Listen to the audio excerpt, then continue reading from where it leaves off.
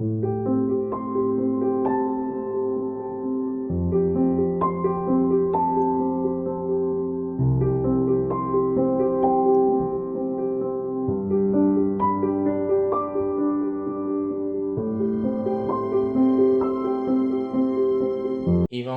de Jésus-Christ selon saint Matthieu, au chapitre 5 des versets 13 à 16. En ce temps-là, Jésus disait à ses disciples: Vous êtes le sel de la terre. Mais si le sel devient fade, comment lui rendre de la saveur? Il ne vaut plus rien. On le jette dehors et il est piétiné par les gens. Vous êtes la lumière du monde. Une ville située sur une montagne ne peut être cachée. Et l'on n'allume pas une lampe pour la mettre sous le boisseau. On la met sur le lampadaire et elle brille pour tous ceux qui sont dans la maison. De même que votre lumière brille devant les hommes. Alors, voyant ce que vous faites de bien, ils rendront gloire à votre Père qui est aux cieux. Au nom du Père et du Fils et du Saint-Esprit. Amen. Loué soit Jésus-Christ. Chers frères et sœurs dans le Christ, aujourd'hui nous nous retrouvons à étudier quelques petits versets, mais qui ont tout leur sens. Parce que Jésus tient une affirmation très forte aujourd'hui. Il nous identifie comme le sel de la terre, il nous identifie comme la lumière du monde.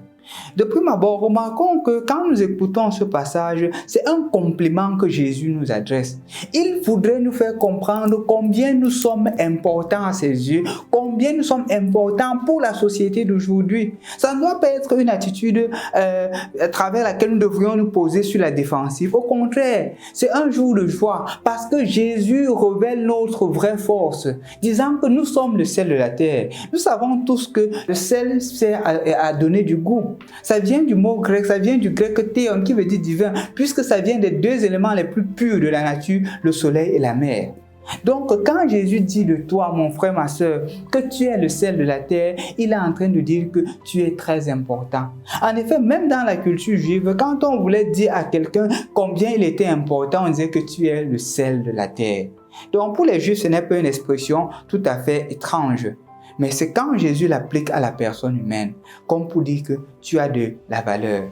Nous avions vu il y a de cela quelque temps dans une des vidéos les caractéristiques du sel qui étaient justement de donner du goût à l'aliment, qui symbolisait aussi la pureté. Et le sel qui était aussi un outil de conservation. Donc mon frère, ma soeur, aujourd'hui quand le Seigneur te dit que tu es le sel de la terre, il voudrait que tu sois vraiment pur.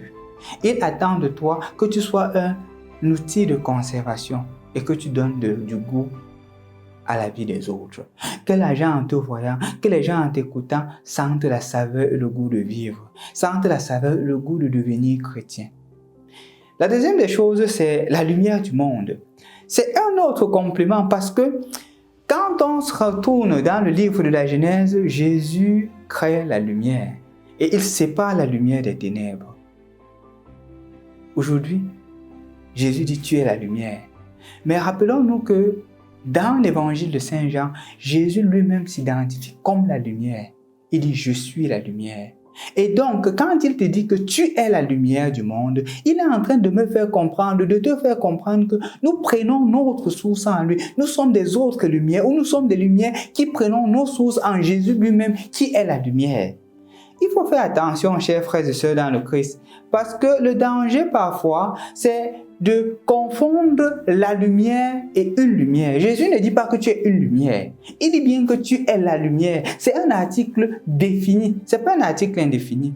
Parce que parfois, il y a des personnes qui nous proposent d'entrer dans des cercles exotériques pour dire qu'il faut que ta lumière brille. Ta lumière ne brille pas. Et c'est seulement quand tu feras ceci que ta lumière doit briller. Non. La seule lumière qui doit briller, c'est la lumière qui se trouve en Jésus. C'est la seule lumière. Tu dois t'écarter des autres lumières éphémères, des autres prétendues lumières, des autres lumières qui te donnent l'impression qu'ils sont en train de briller. Parce que malheureusement, certaines personnes entrent dans des cercles exotériques disant qu'il faudrait que leur lumière brille. Si tu veux savoir si ta lumière brille, demande-toi si la grâce du Seigneur est descendue sur toi et que ta vie transforme les autres. Est-ce que quand les gens t'écoutent, est-ce que quand les gens te voient te comporter, ils sentent Dieu qui se manifeste? Si c'est le cas, ta lumière est en train de briller. Ta lumière ne brille pas quand tu as des millions en banque, c'est faux. Ta lumière ne brille pas quand tu as une grosse voiture, c'est faux. Ta lumière brille quand le Christ a sa place dans ta vie, quand le Christ a sa place dans ton cœur. C'est là où ta lumière brille. Parce que cet évangile est très important. Le danger parfois pour nous, chers frères et sœurs dans le Christ, c'est de nous attacher aux lumières qui ne sont pas lumière, aux ténèbres qui donnent l'apparence de lumière. Non! Aujourd'hui, nous devrions nous attacher à la lumière qui est le Christ. Et Jésus est en train de te faire comprendre aujourd'hui, maintenant, que tu es la lumière. Qu'en toi, il y a des forces pour combattre ces fausses lumières. En toi, il y a une énergie plus forte que cela. Et cette énergie prend sa source en Dieu. Et si tu prends conscience de cela, de qui aurais-tu peur? Est-ce qu'on ne pourrait pas dire comme Saint Paul, si Dieu est avec nous, qui sera contre nous? Qu'est-ce qui pourra nous séparer de l'amour du Christ? Rien. Parce que de tout cela, nous sommes des vainqueurs. N'aie pas peur des lumières apparentes. Mets ta confiance dans la lumière éternelle qui est Jésus. Et il va te transformer. Et en te transformant, tu transformeras la société. Le dernier verset dit que votre lumière brille aux yeux des hommes. Ainsi, voyant vos œuvres, ils rendront gloire à Dieu. C'est une petite parole, mais qui a tout son sens. Ici, on est en train de nous faire comprendre, le Seigneur est en train de nous faire comprendre que si jamais nous suivons la vraie lumière, les gens seront à notre suite. Si jamais nous sommes à sa suite fidèlement, les gens seront à notre suite. Mais si nous prenons des chemins qui déroutent, des chemins qui sont loin du chemin que le Seigneur a prescrit, les gens ne verront pas Dieu se manifester en nous. Parce qu'en nous, cette lumière n'est pas faite pour rester éteinte. La lumière, les grâces que le Seigneur a déposées en nous ne sont pas faites pour être éteintes. Elles sont faites pour briller et illuminer les autres. Permets au Seigneur d'agir dans ta vie. Permets-lui de te transformer. Permets-lui de prendre la première place dans ta vie.